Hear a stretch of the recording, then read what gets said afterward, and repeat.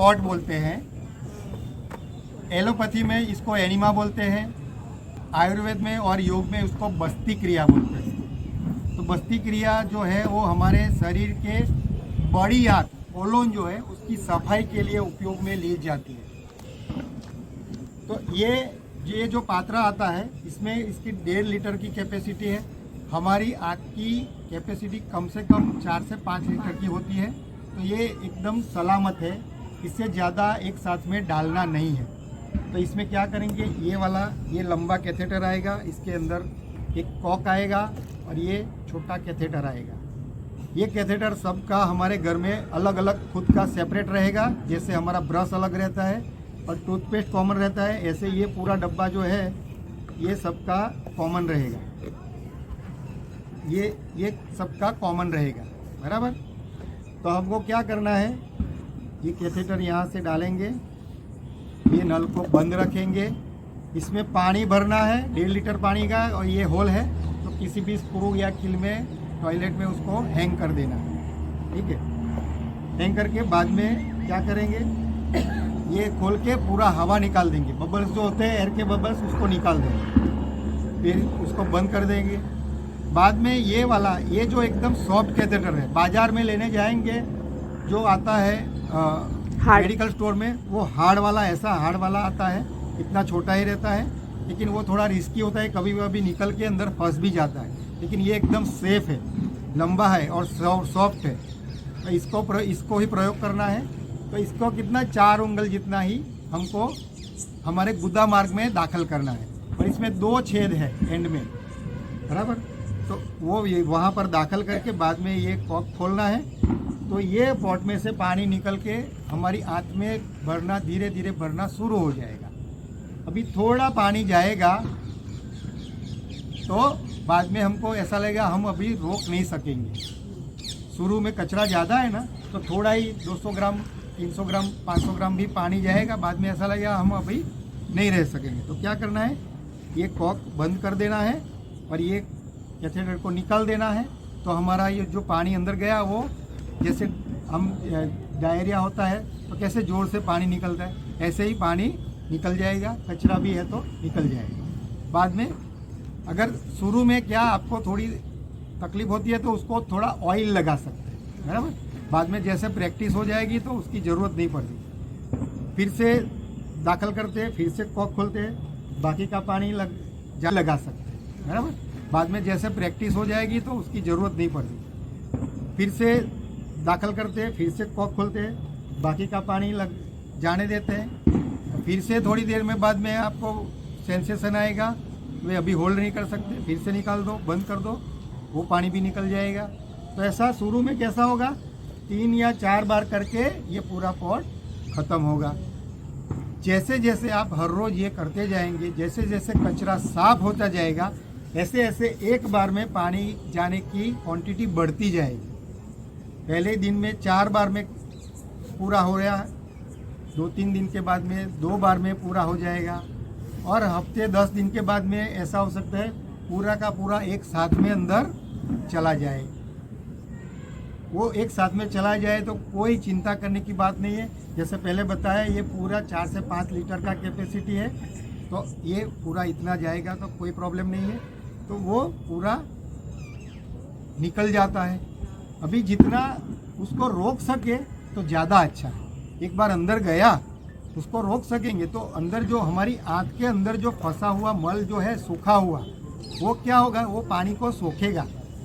पानी को सोख के वो थोड़ा ऐसा फूलेगा, और 2-3 दिन के बाद में भी वो उसमें से अलग निकल के बाहर निकलता है। जैसे ये बारिश के मौसम में हमारे घर में वो कलर के पपड़ी निकलती है ना, पानी आता है, ऐसे ही प्रोसेस होता है। तो कई बार क्या होता है, सिर्फ आपको लगेगा कुछ कचरा तो निकलता नहीं है, पानी ये जा रहा है और पानी ही निकल रहा है, कोई चिंता करने की ज़रूरत नहीं है। ये क्रिया चालू ही रखनी है, बराबर।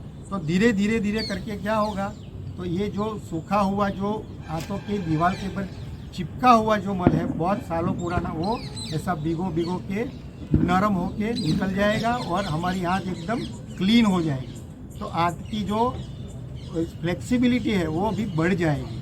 वो आराम से उसका जो मूवमेंट है, बॉवेल मूवमेंट जो बोलते हैं इसको, जो बॉवेल मूवमेंट से हमारा मल आगे तक बाहर निकलता है, उसको प्रेशराइज करता है बाहर निकलने के लिए। तो कॉन्स्टिपेशन में यही चीज़ होती है। कब्ज में क्या होता है, ये सारा मल चिपका हुआ होता है ना, तो उसकी मूवमेंट अच्छे से नहीं हो पाती है, इसलिए वो प्रेशर नहीं कर पाता है। समझ जाता है। तो ये एनीमा की क्रिया कितने दिनों तक करनी है, तो हमको कम से कम 21 दिन, 1 महीना, 2 महीना, 3 महीना तक, मैंने खुद ने 3 महीना तक किया था इसको, और सुबह में भी किया था और रात को भी किया था। सुबह में भी हमारा बॉवेल मूवमेंट जो बोलते हैं इसको, जो बॉवेल मूवमेंट से हमारा मल आगे तक बाहर निकलता है, उसको प्रेशराइज करता है बाहर निकलने के लिए। तो कॉन्स्टिपेशन में यही चीज़ होती है। कब्ज में क्या होता है, ये सारा मल चिपका हुआ होता है ना, तो उसकी मूवमेंट अच्छे से नहीं हो पाती है, इसलिए वो प्रेशर नहीं कर पाता है। समझ जाता है। तो ये एनीमा की क्रिया कितने दिनों तक करनी है, तो हमको कम से कम 21 दिन, 1 महीना, 2 महीना, 3 महीना तक, मैंने खुद ने 3 महीना तक किया था इसको, और सुबह में भी किया था और रात को भी किया था। सुबह में भी हमारा अगर नॉर्मल हो जाता है तो उसके बाद में करना है। अगर नॉर्मल नहीं होता है तो इसके लिए कोई चूरन या कुछ भी मत खाइए। सुबह में 4-5 गिलास पानी पीते हैं, वो भी पीने की ज़रूरत नहीं है। सिर्फ ये डायरेक्ट ये वाला एनीमा लेंगे तो आपका काम हो जाएगा, उसी से होने लगेगा। बराबर है। डायरेक्ट भी ले सकते हैं, तो उसी से धीरे धीरे करके वो कचरा साफ हो, कॉलोन क्लीन होने लगेगा, तो नॉर्मल होने लगेगा। तो ये कब तक करना है, वही प्रश्न होता है।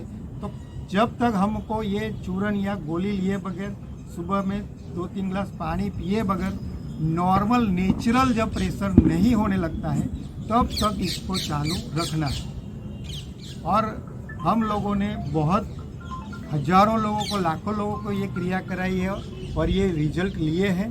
तो इससे क्या होता है, ज़्यादा से ज़्यादा 1 महीने में, 2 महीने में, 3 महीने में इसको आपका ठीक हो जाता है।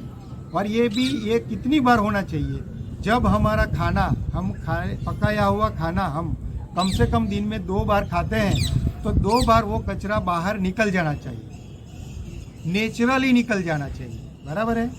ऐसा जब तक नहीं होता है ना, तब तक ये करना है, और ये आराम से होने लगता है।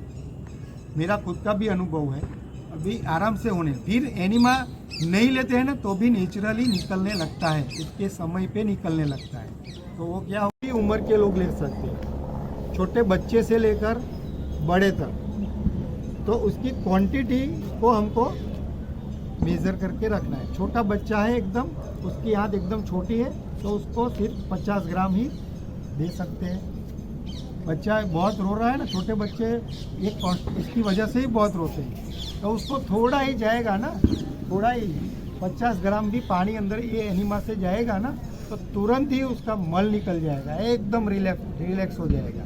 बराबर। बाकी तो हम एक आपको वीडियो देंगे, तो उसमें कई अलग अलग बीमारियों में कितना अंदर कचरा है हमारी आंत में, वो उसमें दिखाया गया हुआ है, कोलोनोस्कोपी करके दिखाया गया है।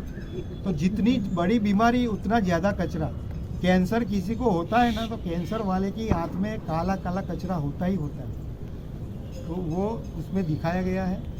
तो ये एनीमा देने से दूसरी क्या बात, फ़ायदा क्या होता है, तो पूरा हमारा जो आंत जो है वो 100% क्लीन हो जाती है, और उसमें अंदर अलग अलग पॉइंट दिए हुए हैं सारे शरीर के, तो वो ओपन हो जाते हैं। तो उससे क्या होता है, वो ऑर्गन जो हमारे ठीक से काम करने लगते हैं। हम जो खाना अभी खा रहे हैं, तो इतना महंगा भी कॉस्टली खाना खा रहे हैं, तो उसको पूरा एब्सॉर्ब नहीं होता है, तो वो एब्सॉर्ब हो जाता है। अभी पूरा उसका कचरा निकल गया है ना उसकी दीवार में से, तो पूरा न्यूट्रिशन एब्सॉर्ब हो जाएगा, विटामिन, प्रोटीन सब वो एब्सॉर्ब हो जाएंगे।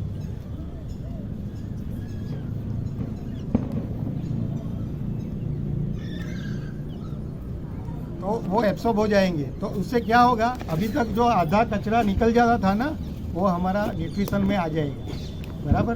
तो ऐसे अभी जो खाना खा रहे हैं ना, तो वैसे भी वो 30, 40, 50% वेस्ट ही जा रहा है। बराबर। तो वो नहीं खाएंगे तो भी इतनी एनर्जी रहेगी।